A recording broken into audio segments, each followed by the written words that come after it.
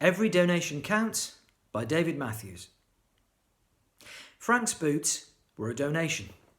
Whoever had worn them previously had not known Frank, but had wanted someone like Frank to have his hiking boots, now that he no longer had the miles in his legs. Someone like Frank? Did the donor hope the man might be honest, kind, clean of drugs and alcohol?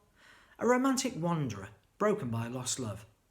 Or someone simply in want of boots, his feet entitled to aid regardless of the virtues or roguishness of their owner?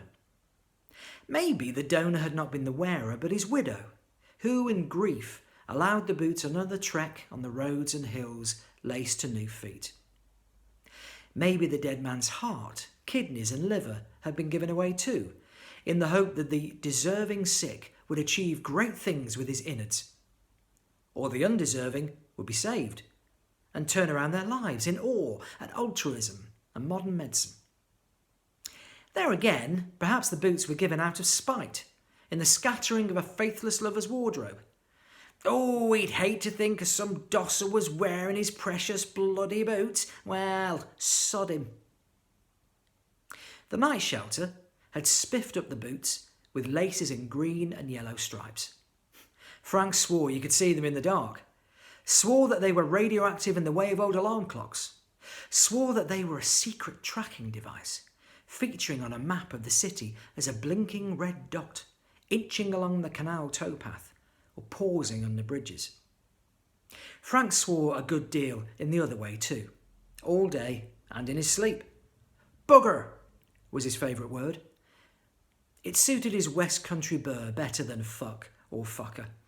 Less harsh, with a range of meaning that for Frank included affection.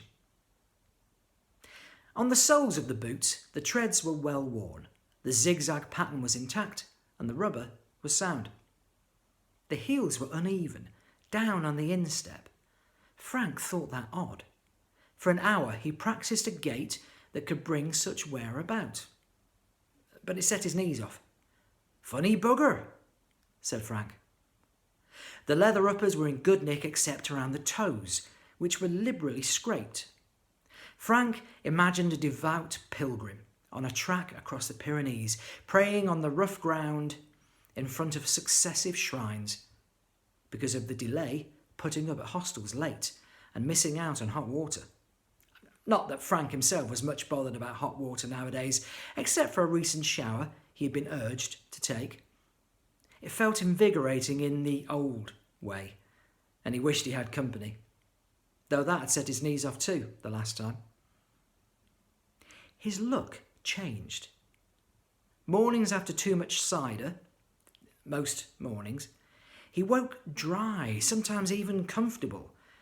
This had not often been the case in wet weather, and Frank attributed his improved fortune to the boots. Laces notwithstanding.